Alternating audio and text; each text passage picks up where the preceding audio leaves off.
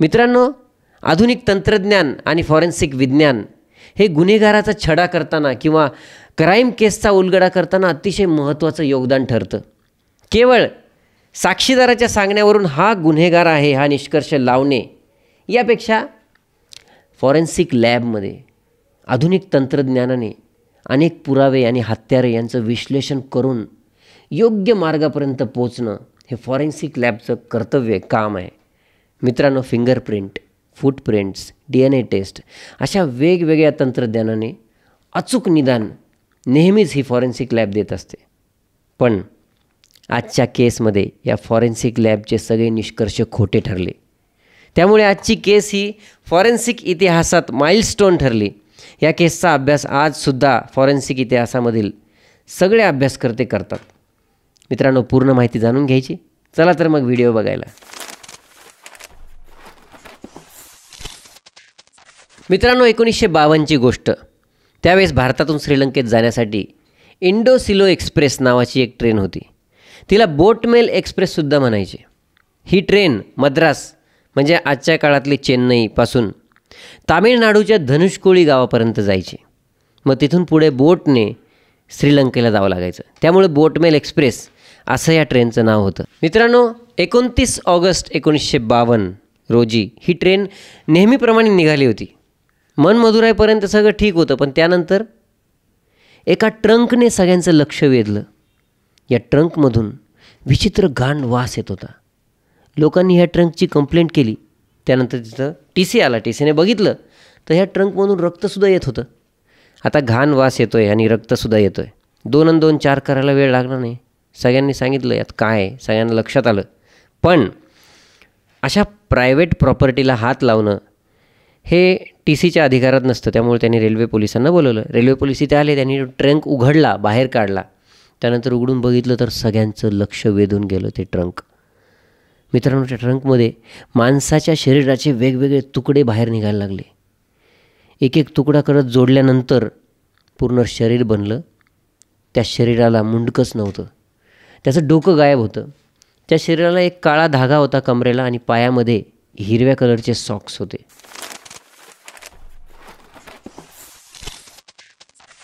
मित्रांनो, एक दिवस आधी काय घडलं होतं या गोष्टीकडे आपण लक्ष देऊया. 28 ऑगस्ट 1952 रोजी एक महिला तिच्या नवऱ्याला शोधत होती. तिचा नवरा मिसिंग होता. आता त्या काळी नवऱ्याला शोधायसाठी इकडं तिकडं फोन करून विचारणं, नातेवाईकांना मित्रांना विचारणं इतकं सोपं नव्हतं. त्या काळात फोन नव्हता. 1952ची गोष्ट आहे. स्वतः सगळीकडे जाऊन बघावं लागायचं. त्यामुळे ती बाई सगळीकडे शोधत होती. तर शोधता शोधता ती पॅरी कॉर्नर या ठिकाणी जेम अँड कंपनीच्या एका दुकानात आली. त्या दुकानात तिने चौकशी सुरू केली की माझा नवरा कुठे आहे. तेव्हा त्या लोकांनी सांगितलं की तो तर त्याच्या मित्राला भेटायला रोयापुरम या ठिकाणी कालच गेला आहे. जेम अँड कंपनी ही फाउंटन पेन बनवणारी त्या काळातली प्रसिद्ध कंपनी होती. याच कंपनीमध्ये त्या बाईचा नवरा काम करायचा. तर महत्त्वाची गोष्ट अशी होती की जर तो रोह्यापुरमला त्याच्या मित्राला भेटायला गेला होता तर बायकोला सांगून का नव्हता गेला, हा प्रश्न तिला पडला होता. तो रोज सकाळी दुकानावर जायचा, त्यानंतर दुपारी गरम गरम जेवायला घरी यायचा, परत दुकानात जायचा. एवढं साधं रुटीन त्या माणसाचं होतं. मग तो इतक्या लांब जायचा तर बायकोला का सांगून गेला नाही असा प्रश्न तिला पडला. मग ती बाई टेन्शनमध्ये आली. आता मात्र तिला काही समजत नव्हतं. तिने सगळ्या नातेवाईकांकडे चौकशी सुरू केली. कुठूनच काहीच तपास लागत नव्हता. तेव्हा तिने या कंपनीच्या मालकाकडे गेली. कन्नन चेट्टी असं त्यांचं नाव. त्यांच्याकडे विचारपूस केली असता त्यांनी सांगितलं मलाही नाही माहिती तो कुठे गेला म्हणून, मला पण सांगून नाही गेला. मग त्यांनी शेवटी कंप्लेंट केली. त्या ठिकाणच्या लॉ कॉलेज पोलीस स्टेशनला ही कंप्लेंट दाखल केली. आता आपण 29 ऑगस्ट 1952 या रोजी परत येऊ. अलवंदर द सिटी बिझनेसमॅन मिसिंग असं द हिंदू या पेपरमध्ये छापून आलं. तिकडं मनमधुराईमध्ये कृष्णास्वामी, डॉक्टर कृष्णास्वामी यांनी तपास सुरू केला. त्यांनी तपास सुरू केला तेव्हा त्यांच्या लक्षात आलं की ही जी बॉडी आहे ही बॉडी जवळपास 25 वर्षाच्या व्यक्तीची असावी. त्याच्या शरीरावर, पोटावर, छातीवर वार केलेले होते. ह्याचबरोबर त्यांनी काळा धागा कमरेला घातला होता. याचा अर्थ ती एका हिंदूची डेड बॉडी असावी असं वाटत होतं. आता इकडे ह्या शवाची ॲटॉप्सी सुरू होती. डॉक्टर कृष्णा स्वामी यांनी ह्या शवाचा अभ्यास करायला सुरुवात केली. त्यांना लक्षात आलं की 2 दिवस आधी याचा मृत्यू झालेला आहे आणि त्याच्या शरीरावर, पोटावर, छातीवर धारदार शस्त्राने वार केलेले आहेत. त्यानंतर त्याच्या पोटामध्ये अफीमचं प्रमाण आढळलं. म्हणजे मरायच्या आधी याने चांगलाच अफीमचा नशा केला होता, ही गोष्ट समोर आली. आता ॲटॉप्सी सुरू असताना के ख्वाजा सय्यद मोहिद्दीन हे त्या केसचे इन्व्हेस्टिगेशन ऑफिसर होते. त्यांनी महत्त्वाची गोष्ट सांगितली की या बॉडीचा खतना झालेला आहे. याचा अर्थ ही बॉडी एका मुस्लिम माणसाची असावी असं कन्फर्म होतं. पण त्याच्या कमरेला काळा धागा बांधलेला आहे.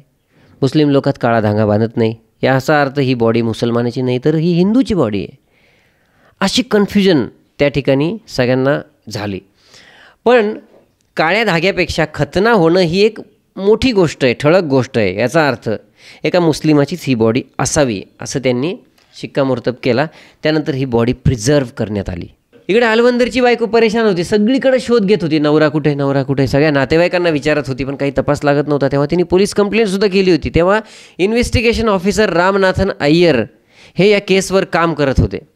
तिकडे 475 किलोमीटर दूर मनमदुराईमध्ये बिना शरीराची एक बॉडी आहे, ही गोष्ट सगळीकडे वाऱ्यासारखी पसरली होती. सगळ्या पेपरांमध्ये हीच बातमी छापून येत होती. तर सगळीकडे ही केस खूप हाईप झाली होती. सगळेजणं म्हणत होते की लाश कोणाची असेल, कोणाची असेल. तेव्हा ही बातमी ह्या रामनाथन अय्यर यांच्यापर्यंतसुद्धा आली होती. तेव्हा ते इन्व्हेस्टिगेशन करत होते. तेव्हा त्यांना लक्षात आलं की कदाचित हा मिसिंग झालेला अलवंदर आहे, त्याचीच ही बॉडी असू शकते. म्हणून त्यांनी त्या दृष्टीने तपास करायला सुरुवात केली. मग त्यांनी अलवंदरच्या पत्नीकडे चौकशी करायला सुरुवात केली. तिच्याकडून हे कळलं की रोह्यापुरमकडं हे जात होते. ही गोष्ट तर आधीच माहीत होती. त्यामुळं मग त्यांनी तिला विचारलं की असे कोणी व्यक्ती आहेत का, की असं कोणीही असू शकतं ज्याच्यावर तुला संशय आहे, असं कोणी आहे का? तेव्हा तिने एक नाव सांगितलं.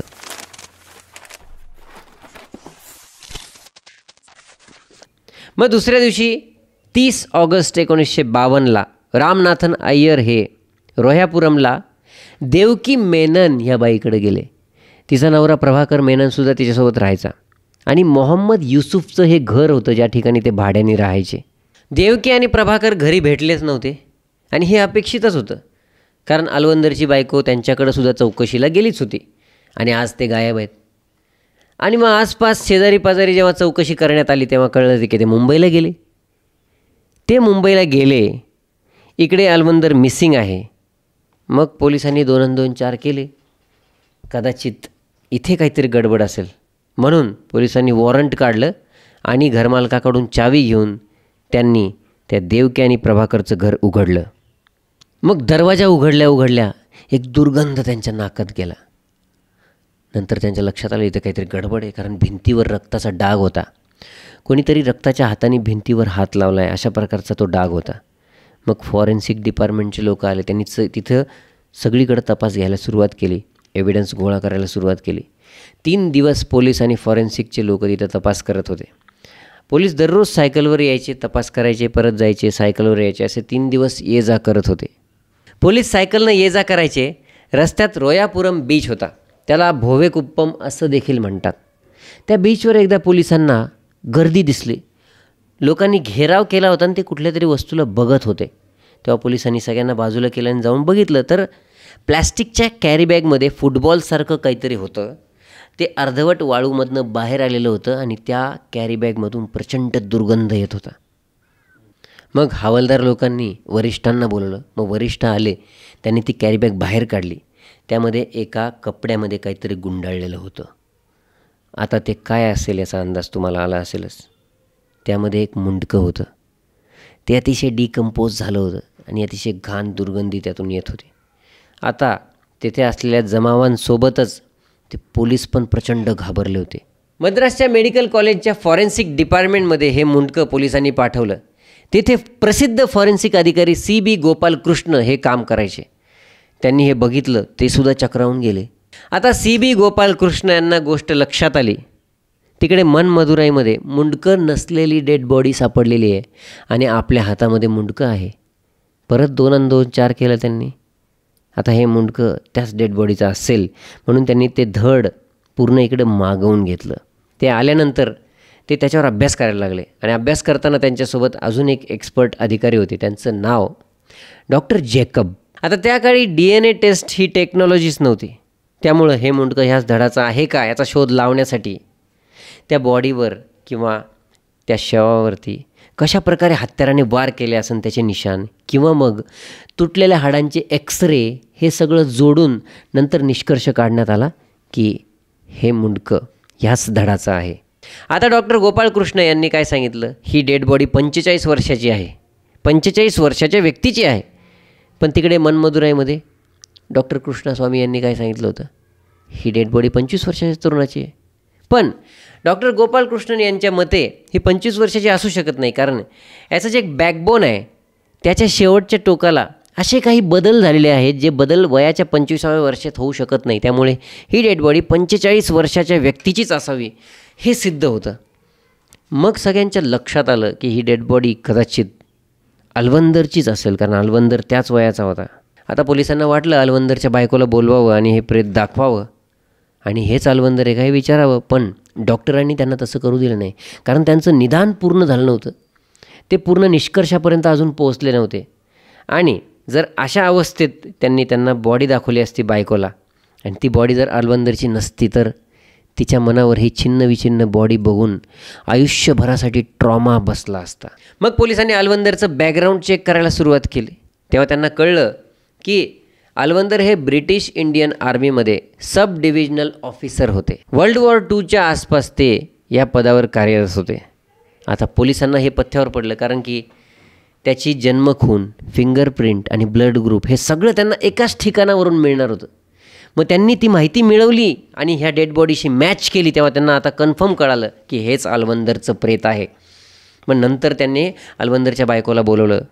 त्या बायकोने पण त्याच्या पायातला हिरवा सॉक्स, कानाला 2 छिद्र, कमरेचा धागा आणि समोरचा एक दात काळा आहे याच्यावरून ओळखलं की ही अलवंदरचीच डेड बॉडी आहे. आणि ते दोघे पण फरार होते. आता आधी सांगितल्याप्रमाणे ब्रिटिश इंडियन आर्मीमध्ये हे अलवंदर काम करायचे, पण शेवटी भारत स्वतंत्र झाल्यानंतर त्यांची नोकरी गेली, कारण ब्रिटिश इंडियन आर्मी नष्ट झाली. मग ते कामाच्या शोधात बाहेर पडले. मग त्यांना कन्नन चेट्टी भेटले. कन्नन चेट्टी यांची फाउंटन पेंटची कंपनी होती. त्या कंपनीमध्ये हे काम करायला लागले. तिथे जॉब करत असताना त्यांनी कन्नन चेट्टी यांना सुचवलं की आपण प्लॅस्टिकच्या गोष्टी विकायच्यात का, कारण प्लॅस्टिकच्या गोष्टी त्या काळात खूप डिमांडिंग होत्या. मग ते कन्नन चेट्टीला पटलं. मग त्यांनी छोटीशी जागा ह्या अलवंदरला करून दिली की इथं बसून तू प्लॅस्टिकच्या गोष्टी विकत जा. आता अलवंदर नोकरी करण्याच्या सोबत ह्या प्लॅस्टिकच्या गोष्टीसुद्धा विकत होता. आता अलवंदरने साडी विकायला सुद्धा सुरुवात केली होती. अलवंदरचा बिझनेस सेन्स खूप चांगला होता. अलवंदरला त्याचं लग्न झालं होतं, त्याला 2 मुलं होते आणि ही साडी विकल्या जाणं किंवा हा बिझनेस होणं आता खूप महत्त्वाचं होतं त्याच्यासाठी. मग त्याने एक आयडिया सुरू केली. त्याने EMIवर साडी द्यायला सुरुवात केली. साहजिकच त्याची ही स्कीम खूप चालली आणि बरेचसे लोक त्याच्याकडून साडी घेण्यासाठी गर्दी करायला लागले. आता अलवंदरचं नाव एक मोठा उद्योजक म्हणून व्हायला लागलं, कारण त्याचा साडीचा बिझनेस पण खूप चालायला लागला. पण अलवंदर काही साधा सरळ व्यक्ती नव्हता. तो काय करायचा, आता बायका EMIवर साडी मिळते म्हणल्यावर आपल्या ऐपतीच्या जास्त किमतीची साडी विकत घ्यायच्या, नंतर त्यांच्याकडून पैसे देणं शक्य नाही व्हायचं काही काही बायकांकडून. मग अशा बायकांचा गैरफायदा घेणं अलवंदरने सुरू केलं. तो त्यांना हॉटेलवर भेटायला बोलवायचा. त्या बायका पण नाईलाजाने जायच्या. त्यांनाही वाटायचं बाबा आपले बदनामी होऊ नये, आपण पैसे फेडू शकलो नाही आणि याच्यासोबत गेल्यावर तो पैसे पण माफ करतो आहे याचा अर्थ त्याहीसुद्धा त्याला बळी पडायच्या आणि त्यासोबत जायच्या. आणि त्या बदनामीच्या भीतीने कोणाला सांगत नव्हत्या. हेच अलवंदरच्या पथ्यावर पडलं. मग तो जास्तच बायकांचा फायदा घ्यायला लागला. आता अलवंदरची हिंमत खूप वाढायला लागली आणि बऱ्याचशा बायकांसोबत त्याचे संबंध आता यायला लागले. अशातच त्याला कोणीतरी सांगितलं की अफीम खाल्ल्यानंतर पुरुषाची ताकद वाढते. आता हे सगळं खोटं होतं, पण कुणीतरी अफीम विकण्यासाठी, त्याच्या गळ्यात अफीम मारण्यासाठी किंवा एक ग्राहक वाढवण्यासाठी त्याला सांगितलं असेल. त्यालासुद्धा ती गोष्ट पटली. मग तो अफीमचा ॲडिक्ट झाला. तो खूप अफीम खायला लागला. आणि अशाच काळात त्याला कोणीतरी हेही सांगितलं की खतना जर केला ना तरीही पुरुषाची ताकद वाढते. मग त्याने स्वतःचा खतनासुद्धा करून घेतला. त्यामुळंच पोलीस कन्फ्यूज झाले होते. त्यांना वाटलं ही डेड बॉडी मुसलमानाची आहे, पण तो एक हिंदू होता. आता हे स्पष्ट झालं होतं की अलवंदरचा खून झालेला आहे आणि 2 प्रमुख सस्पेक्ट देवकी आणि प्रभाकर मेनन हे सुद्धा गायब होते.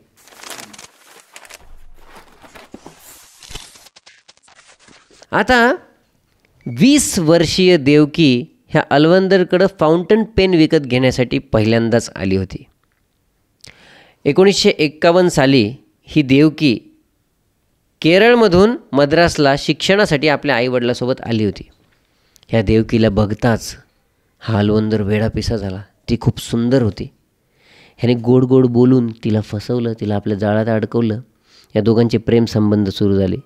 मद्रासच्या क्राऊन हॉटेलमध्ये ते नेहमीच जायचे आणि त्यांचे प्रेमसंबंध खूप जास्त झाल्यानंतर ह्या देवकीला कळलं की हा आपल्याशी खोटं बोलतो आहे आणि हा चांगला माणूस नाही आहे. ह्याला एकतर बायको आहे, त्याचे 2 पोरं आहेत, तरीसुद्धा तो आपल्यासोबत हे सगळं करतो आहे आणि आपल्याला सांगत पण नाही आहे. मग त्या बाईच्या लक्षात आलं. मग ती त्याच्यापासून थोडं दूर राहायला लागली. आता स्त्रीलंपट असणाऱ्या या अलवंदरपासून ती दूर झाली. त्यानंतर 1952ला तिचं लग्न पण झालं. प्रभाकर मेनन हा केरळचाच होता. तो मद्रासमध्ये एका इन्शुरन्स कंपनीमध्ये काम करायचा. त्यानंतर हा प्रभाकर इन्शुरन्सची नोकरी सोडून फ्रीडम नावाच्या एका वर्तमानपत्रात एडिटर म्हणून कामाला लागला. दोघांचं आयुष्य चांगलं होतं, पण एके दिवशी तो अस्वस्थ दिसायला लागला देवकीने तिला विचारलं काय झालं.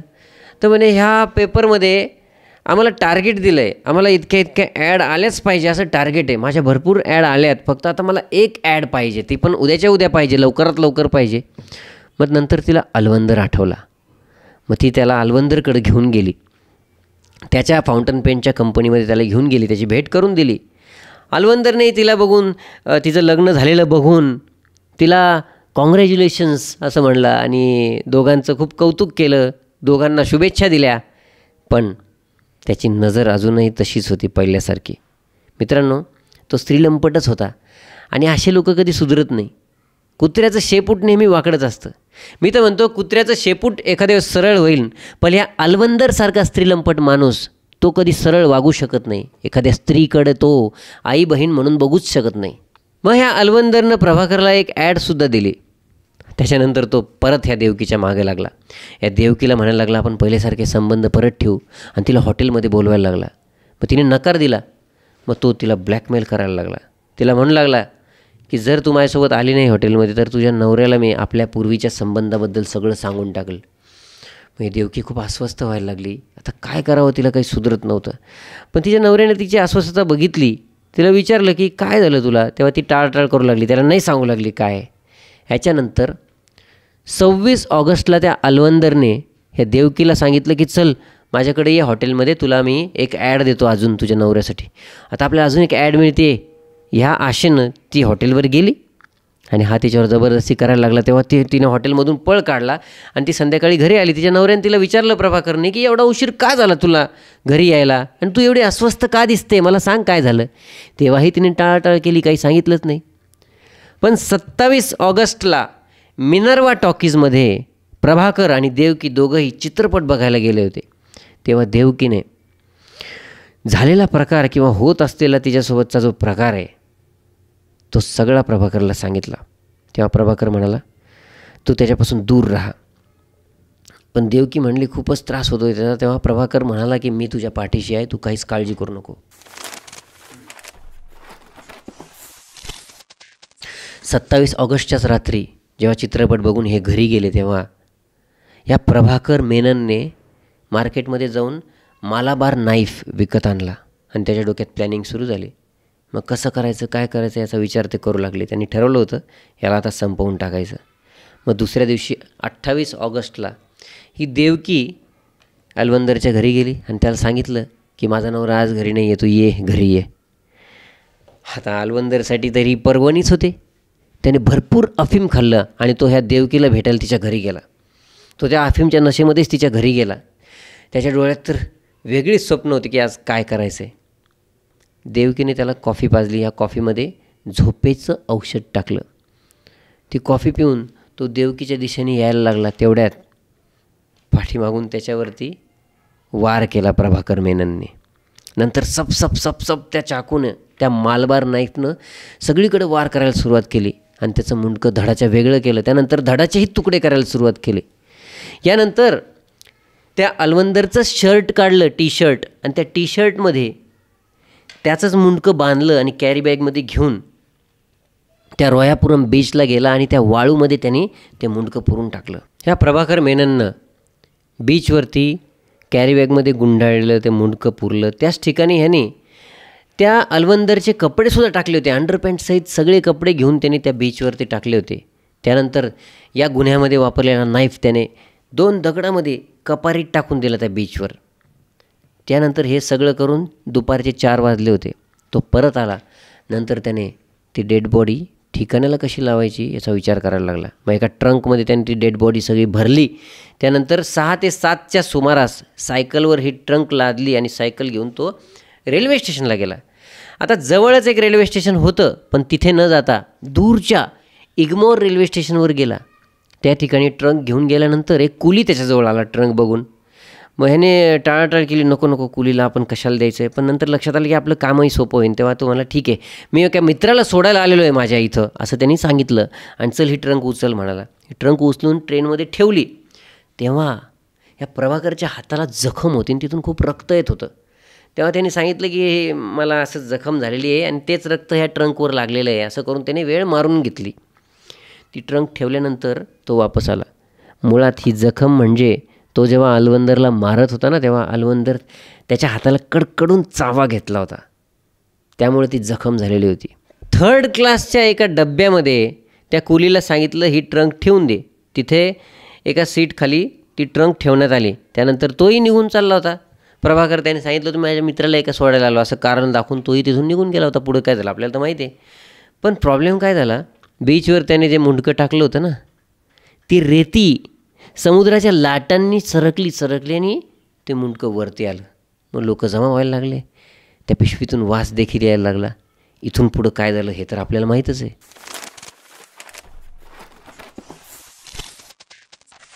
ज्या दिवशी अलवंदर गायब झाला होता त्या दुसऱ्याच दिवशी अलवंदरची पत्नी या प्रभाकरन देवकीकडे गेली होती. त्यामुळं त्यांना धोक्याची जाणीव झाली होती. त्यांच्या मनामध्ये शंकेची पाल चुकचुकली आणि त्याच दिवशी ते मद्रास टू म्हैसूर आणि म्हैसूर टू मुंबई असे पळून गेले. आता पोलिसांना अलवंदरचे कपडेही सापडले होते. तो कपारीमध्ये फेकलेला चाकूसुद्धा पोलिसांनी काढला होता. याशिवाय या देवकीने स्वतःचे कपडे रक्त लागलेले ते एका पार्कमध्ये फेकून दिले होते, तेही मिळाले. मग पोलिसांनी ब्लड ग्रुप चेक केला. त्यानंतर लक्षात आलं की हे जे कपडे आहेत हे सगळे अलवंदरचेच आहेत. त्यानंतर काही लोकांनी अलवंदरला देवकीकडे येतानाही बघितलं होतं आणि त्यांनी अलवंदरला तिथून बाहेर निघताना बघितलं नव्हतं. त्यानंतर प्रभाकर ट्रंक घेऊन बाहेर आला हे सुद्धा लोकांनी पाहिलेलं होतं. मग सगळ्यांनी ग्वाही द्यायला सुरुवात केली. याशिवाय एक रिक्षावाला पण पोलिसांना भेटला होता. तो रिक्षावाला तोच होता ज्याने या प्रभाकरला रिक्षात बसवून बीचवर गेला होता घेऊन. तेव्हा त्यांनी सांगितलं प्रभाकरच्या हातामध्ये एक कॅरीबॅग होती. त्या कॅरीबॅगमध्ये फुटबॉलच्या आकाराचं काहीतरी गोल होतं. ते त्याने त्या बीचवर फेकलं होतं. प्रभाकरला आणि त्याच्या बायकोला शोधायला काय पोलिसांना जास्त कष्ट लागले नाही. ते सरळ मुंबईला गेले. मुंबईला त्यांचा पत्ताही सापडला. त्यांनी त्यांना अटक केली आणि त्यानंतर सरळ मद्रासच्या कोर्टामध्ये खटला सुरू झाला. आता एक 13 वर्षाचा मुलगा ह्या देवकीच्या घरी काम करायचा. त्या मुलालाही त्या दिवशी नेमकी सुट्टी दिलेली होती. त्यामुळे त्यांनी खून होताना बघितलं नव्हतं. तेव्हा त्यांनी काही सांगितलं नव्हतं. आता सर्कमस्टान्शियल एव्हिडन्स भरपूर होते, पण कोणी खून होताना सरळ बघितलं नव्हतं. स्ट्रॉंग एव्हिडन्सच नव्हता. त्यामुळे हे सिद्ध करणं खूप मुश्किल होतं की यांनीच तो खून केला आहे. आता मग यासाठी पोलिसांनी एक आयडिया काढली. त्यांनी त्या देवकीला माफीचा साक्षीदार म्हणून सरकारी गवाह बनवायचा असं ठरवलं. पण देवकी म्हणाली की ज्या पतीने माझ्यासाठी एवढं सगळं केलं आहे मी त्याच्याविरुद्ध कशी जाऊ. त्यामुळं तिने पोलिसाला कुठलीच मदत केली नाही. त्यानंतर 13 ऑगस्ट 1953ला बऱ्याच गोष्टींवरती चर्चा झाल्यानंतर कोर्टामध्ये हा निकाल लागला की हा जो प्रभाकर मेनन आहे त्याला 7 वर्षाची शिक्षा या अलवंदरच्या खुन्याबद्दल मिळाली आणि त्याच्या पत्नीला देवकीला 3 वर्षाची शिक्षा मिळाली. मग आता इतकी कमी शिक्षा मिळाली त्याबद्दल सगळीकडे कॉन्ट्रोवर्सी व्हायला लागली. कारण खुनाच्या गुन्ह्यामध्ये एकतर जन्मठेपच होती किंवा फाशी होती. आता यांना इतकी छोटी शिक्षा झाली म्हणून लोकांनी आवाज उठवायला सुरुवात केली. त्यांनी जजवरती लक्ष केंद्रित केलं. आता हा जज आहे, त्याला देवकीबद्दल सिंपथी निर्माण झाली असावी असं लोकांनी आरोप करायला सुरुवात केली. आणि जजसुद्धा केरळचा होता, या देवकीच्याच गावचा होता. त्यामुळे सुद्धा देवकीच्या दृष्टीनेही तिच्याकडून निकाल दिला आहे असं लोकांनी सांगायला सुरुवात केली. बरं, आता ह्या अलमंदरचा वकीलसुद्धा केरळचाच होता, या देवकीच्याच गावचा होता. त्यामुळे सुद्धा त्यांनी स्ट्रॉंगली ही केस प्रेझेंट केलीच नाही आहे असा लोकांचा आरोप होता. त्यानंतर एक गोष्ट की ह्या प्रभाकरच्या वकिलांनी सांगितलं की ह्यांचे कुटुंबीय प्रभाकरचे आता वरिष्ठ कोर्टात जातील आणि तिकडं अपील करतील शिक्षेच्या विरोधात. पण त्याच्या घरचे काय म्हणले की आधीच शिक्षा खूप कमी भेटलेली आहे, त्याच्यामुळं कशाला कटकट करायची, वरच्या कोर्टात द्यायचं. तेव्हा त्यांनी अपीलच नाही केली.